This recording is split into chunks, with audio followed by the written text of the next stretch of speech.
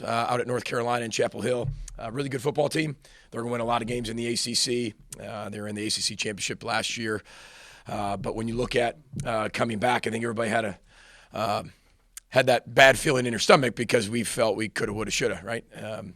They deserve a lot of credit. They did a lot of things that made them win that football game, but we didn't play particularly well. And that's why I love this football team. They know that, and there's a difference. And it was a mixture of both. I mean, you got to give them credit, but there's a lot of things that we could have done way better to make it a better football game on our end, and all you had to do was execute. And I think our players saw that on film, and that's what's really hopeful. Sounds like coach speak, but you go back as a coach and you sit there and go, is it scheme? Is it players? Are we asking them to do too much? Is it coaching? Is it teaching? What is it? And then when you look at it, you say, okay, these are all the things that were right there that are very easy that we can correct. And that's why I told you we can be a really good football team. But there's this inexperience that needs to continue to be developed. And that's when you have inexperienced players at really key positions, that's what at times you're going to have. And that's not what anybody wants, but everybody has their warts. Everybody has something that you have to be able to grow and develop in. And whether that's injuries or whether that's youth or whether that's an experience, whether that's a full young team. You know, Mac Brown talked about them being an older team. That was an older team versus a team that had some inexperience at some key positions, which were exposed and were saw when you play a top 20 team. So nobody has their head down. Our guys were in yesterday. I mean, they were ready to roll. Had a great day of practice. Had a great day of meetings. And, look forward to finding a way to be 1-0 this week. So with that, open up for questions. PJ, when you look at kind of the lack of explosive plays, you talk about execution needing to improve. What other things do you feel like contribute to that? Execution sounds like a really cheap answer back to you, but it's truly just throwing it to the open guy. And it's, we're that close. If you go back and watch the film, we're a foot off on most throws. It's a little bit behind them. I can have 4 or 5 of those. We miss a read, which is an explosive play. We were off by about a foot on another explosive throw. And these are the small increments that cost you a game versus a top 20 team. It costs you the explosive plays. We're not far off, but it's not easy to win, and it's not easy to score points against really good defenses. We've played 2 Power 5 teams with good defenses. And I'm not saying that it's not correctable, because it is, but this is part of the journey and the process of playing some young players at some very young positions. Darius Taylor's a really good player. I think I've stated the obvious. Was it announced? Yes. I mean, Big Ten Freshman of the Week twice in 3 games. He's very good, but if you analyze his runs, there are so many things that he can do so much better. But you see the 138 or you see the 193, so you're like, okay, he's fine.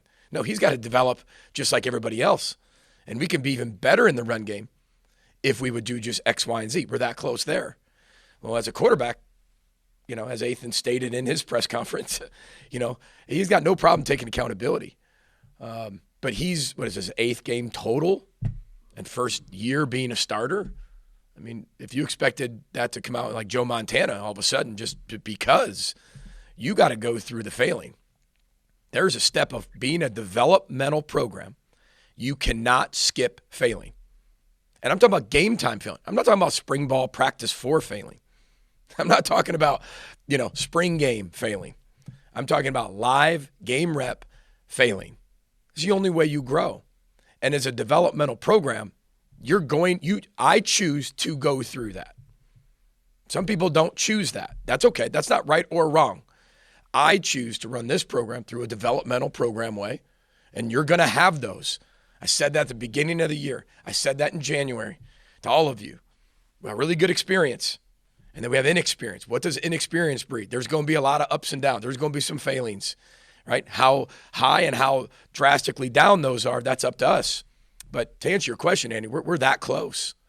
I mean, I was told a long time ago, though, as a player, in the NFL, the best advice when I was a rookie, they came in and said, hey, man, if you're close, you get cut, almost get you fired. I was like, wow, thanks. Have a great day. That was the best advice. But that's the margin for error. If we connect on a few of those, it's a different game, but we didn't. Why didn't we? And that's what we go back and analyze. And when I say developmental, there's three things that go into that. One, you constantly tell somebody what they're proud of, right? What they should be proud of, because that's the past. Like, look at all the things you've done to get to this point. So when you're developing someone, whether it's a player, a kid, a family member, a friend, you got to tell them what you're proud of them for already. What have they done, right? The second thing is you got to tell them what they're grateful for right now. Like today, be grateful for getting better. Like you get to be coached today. You're coachable, right? Meaning you're taking that teaching and you're going to apply it for the future. So the gratefulness is about now. And then the last part's about the excited part for the future. You're taking that coachability and you're saying, man, I can be that. And that's what's so exciting. That's development. So when somebody sits there and says, well, you talk about developmental program, what are you talking about? To me, those are the three things that go into a developmental program, go into developing a player. And that's what we're doing with all of our young people right now. And I always say the word kids, and some people say, coach, they're not kids. They're still kids. They're somebody's kid, right? They're someone's kid, right? They'll always be somebody's kid when they're 70-some years old, right? I mean, you're all somebody's kid, and especially 18 to 22 years old. So as we're developing them, we're that close. And I know I probably just answered a lot of your questions within one answer. It's more of an opening statement, Andy, but you opened the can of worms. But that's what I mean when I say that. I mean, you have to be able to go through those. You got to be proud, you got to be grateful, and you got to give them the excitement to look forward to. And it's constantly happening around you. So again, we got a lot of work to do, and that's what's really exciting for the future. We're a 2-1 football team. We're 0-0 back to this week and playing another conference opponent.